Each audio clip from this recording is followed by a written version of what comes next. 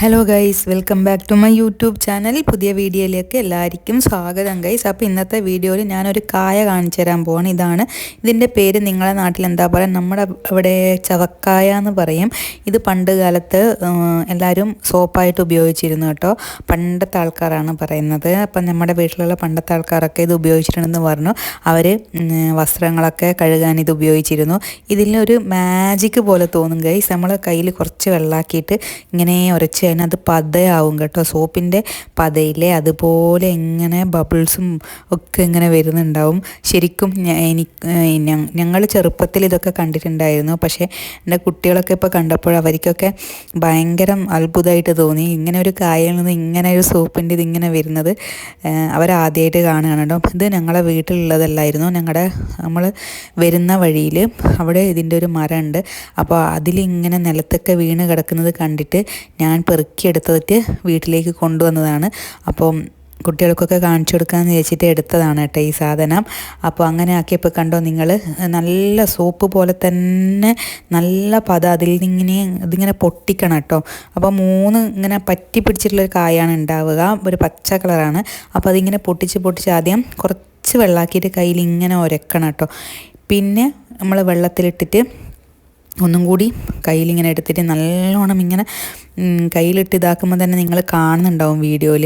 അപ്പോൾ ഞങ്ങൾക്ക് കാണിച്ചു തരാൻ വേണ്ടിയിട്ടാണ് ഇങ്ങനെ കുറേ സമയം ഇങ്ങനെ അതിങ്ങനെ ആക്കി കാണിക്കുന്നത് കേട്ടോ. അപ്പോൾ നിങ്ങൾ വീഡിയോ നോക്കിക്കോട്ടോ, നല്ല പത വരും. എന്നിട്ട് എന്താ ചെയ്യേണ്ടതെന്ന് വെച്ചാൽ ആ വെള്ളത്തിൽ നല്ലോണം ഇതിങ്ങനെ മിക്സ് ചെയ്യണം. കുറേ സമയം ഇങ്ങനെ മിക്സ് ചെയ്യണം. അപ്പോൾ ഇതിൻ്റെ പത ഇങ്ങനെ കൂടി വരും. ശരിക്കും സോപ്പ് എങ്ങനെയാണോ അതേപോലെ തന്നെ ഇതിൽ പത വരുന്നുണ്ട് കേട്ടോ. അപ്പോൾ നിങ്ങൾ കണ്ടിട്ടുണ്ടാവുമെന്നറിയില്ല. ഞാനിപ്പോൾ ചെയ്യുന്നത് എൻ്റെ മാല ഉണ്ടായിരുന്നു, അത് കുറച്ച് കഴുകാൻ വെച്ചിട്ട്. പണ്ടൊക്കെ ഇത് പാദസരം, വെള്ളീൻ്റെ പാദസരമാണ് കൂടുതൽ ഇതിലിട്ട് വെച്ചാൽ നല്ല കളറ് വരും കേട്ടോ. ആ വെള്ളീൻ്റെ നമ്മൾ വാങ്ങുന്ന അതേപോലെ കളർ വരും.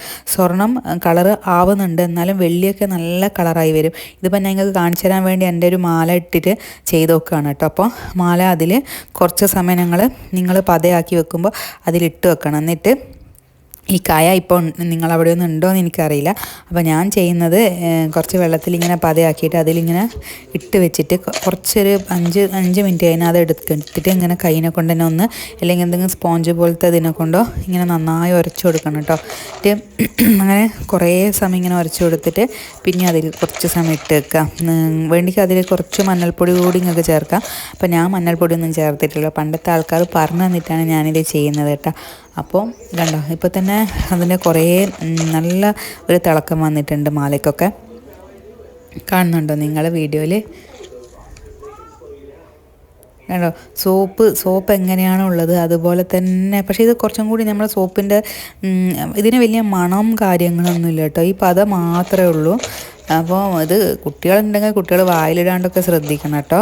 എന്താ വെച്ചാൽ വായിലിട്ടാൽ പണ്ടൊക്കെ ഇത് വിഷമാണെന്നൊക്കെ പറയുന്ന കേട്ടിരുന്നു. അപ്പോൾ കുട്ടികളെ അരിയത്തൊന്നും വെക്കാൻ പാടില്ല കേട്ടോ ഈ സാധനം. അപ്പോൾ ഇങ്ങനെ എന്ത് കഴുകാനും ഉപയോഗിക്കാം. നല്ല വൃത്തിയാണ്, നല്ലോണം ക്ലീൻ ആകുന്നുണ്ട്. സോപ്പിനെ കൊണ്ട് എന്താ ചെയ്യുന്ന അതേ തന്നെ ഇതിനും കിട്ടുന്നുണ്ട് ഗൈസ്. അപ്പോൾ ഞാനിത് മാല നല്ലോണം നല്ല വെള്ളത്തിലൊന്ന് കഴുകിയെടുത്തിട്ട് ഒന്നും കൂടി നിങ്ങൾക്ക് കാണിച്ചു തരാം കേട്ടോ. കണ്ടോ, മാലയ്ക്ക് നല്ല കളറ് വന്നിട്ടുണ്ട്. അതിൻ്റെ അഴുക്കൊക്കെ നല്ല വൃത്തിയായിട്ടുണ്ട്. ഇത് ശരിക്കും വെള്ളി സാധനങ്ങൾ, വെള്ളി പാദസരം അങ്ങനത്തെയൊക്കെ നല്ലോണം വൃത്തിയാകുന്നുണ്ട്. പണ്ടെടുക്കുക വെള്ളി കാണിച്ചു തരാനില്ലാത്തതുകൊണ്ടാണ് ഞാൻ സ്വർണം തന്നെ ഇട്ടിട്ട് നിങ്ങൾക്ക് കാണിച്ചു തന്നത് കേട്ടോ. അപ്പോൾ ഇങ്ങനെയൊന്ന് ഇത് കിട്ടുകയാണെങ്കിൽ, എവിടെയെങ്കിലും അറിയുകയാണെങ്കിൽ നിങ്ങളും ഇതുപോലെ ഒന്ന് ചെയ്ത് നോക്കണം കേട്ടോ. അതാ ഞാൻ മാല കഴുകി എടുത്തിട്ട് വരാം കേട്ടോ. ഒരു വട്ടം ഞാൻ കഴുകിയതാണ്, അതിൻ്റെ ഇത് പോയില്ല.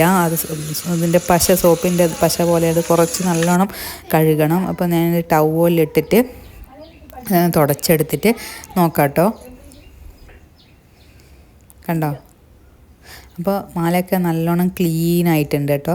അപ്പോൾ നിങ്ങൾക്ക് കൂടുതൽ ഇത് തോന്നുക വെള്ളി പാദസരം അതിലൊക്കെ ആയിരിക്കും.